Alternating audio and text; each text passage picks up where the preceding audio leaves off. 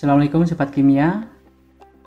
Kita akan mempelajari sifat koligatif yang ketiga, yaitu kenaikan titik didih yang disimbolkan dengan delta TB dari kata boiling ya. B itu boiling point, nah, titik didih ya, boiling point ya. Titik didih adalah suhu pada saat tekanan uap cair itu sama dengan tekanan gas di permukaan. Nah, pada tekanan 1 atmosfer, titik didih dari air adalah 100 derajat Celcius. Di dataran tinggi, tekanan kurang dari 1 atmosfer, sehingga titik didih air di dataran yang tinggi akan bisa kurang dari 100 derajat Celcius. Nah, zat terlarut ya, adanya zat terlarut pada suatu larutan itu dapat menaikkan titik didih larutan. Kenapa begitu ya? Kita lihat ilustrasi gambar di sini. Bola-bola hitam ini menunjukkan molekul dari pelarut, molekul air gitu ya, pelarut air ya. Sedangkan yang berwarna jingga ini adalah zat terlarutnya ya. Nah, ketika tidak ada zat terlarut, maka dengan mudahnya ketika akan memisahkan diri antara molekul-molekul air, maka lebih mudah terjadi ya.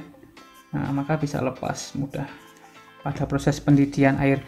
Nah, ketika ada zat terlarut ya, zat terlarut yang lebih sukar menguap daripada air akan menyebabkan tekanan uap itu menjadi turun ya, sehingga perlu suhu atau titik didih yang lebih tinggi untuk mempercepat gerak molekul ya.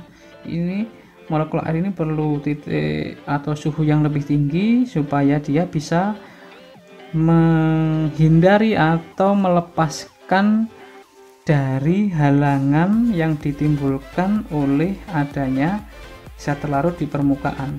Jadi supaya dia bisa melewati, menerobos dan bisa keluar gitu ya.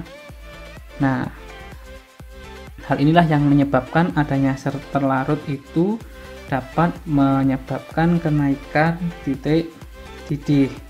Secara matematis dapat dituliskan delta TB atau perubahan yang menunjukkan kenaikan titik didih dalam derajat Celcius dirumuskan dengan molalitas dikalikan dengan KB, tetapan kenaikan titik didih. Sedangkan untuk titik didih suatu larutan itu dapat diperoleh dari TB0 atau titik didih pelarut murni ditambah dengan kenaikannya gitu ya. KB air pada air murni ya, itu besarnya adalah 0,52 derajat Celcius per molal ya. Nah, kita lihat contoh soal untuk lebih mudah memahami perhitungan dari kenaikan titik didih. Hitunglah titik didih larutan etilena glikol C2H6 O2 20% massa. MR-nya sudah diketahui, tetapi massa totalnya tidak diketahui ya. Kalau tidak diketahui massa total ya, maka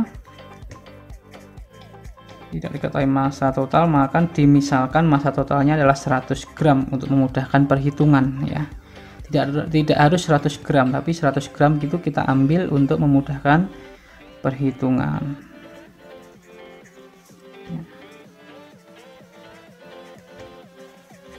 Jadi misal massa total 100 gram,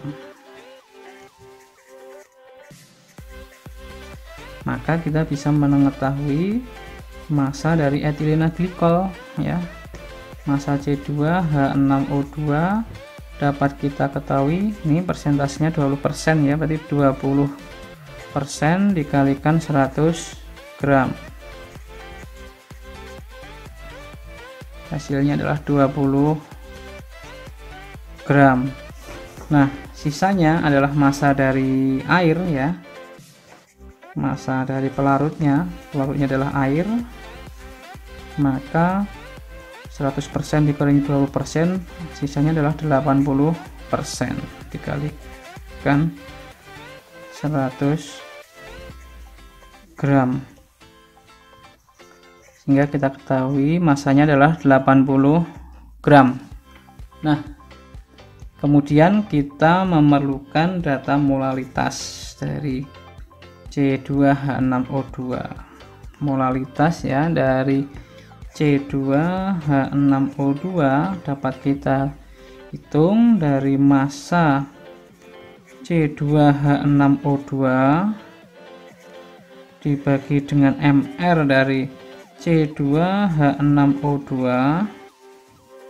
dikalikan dengan 1000 per massa pelarut. Pelarutnya adalah air ya, massa H2O. Nah, kita masukkan massa C2H6O2 adalah 20 gram. MR nya sudah diketahui 62 kalikan 1000 per massa H2O, massanya adalah 80. Maka dari hasil perhitungan kita peroleh hasilnya adalah 3,93 molal ya. Nah, kemudian kita tentukan kenaikan titik didihnya delta TB itu sama dengan molalitas dikalikan dengan KB. KB nya 0,52. Molalitasnya sudah kita hitung 3,93 molal dikalikan dengan 0,52 derajat Celcius per molal. Molalnya hilang, tinggal derajat Celcius nanti. Hasilnya adalah 2,04 derajat Celcius ya. Ini masih kenaikan titik didihnya, yang ditanyakan adalah titik didih larutan. Nah, titik didih larutan ini TB ya. TB sama dengan TB0 ditambah dengan delta TB.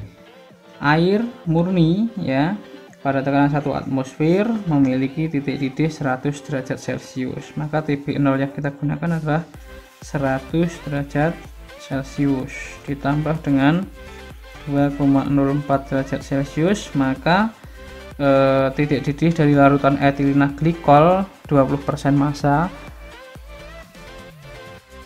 maka hasilnya adalah 102,04 derajat Celcius.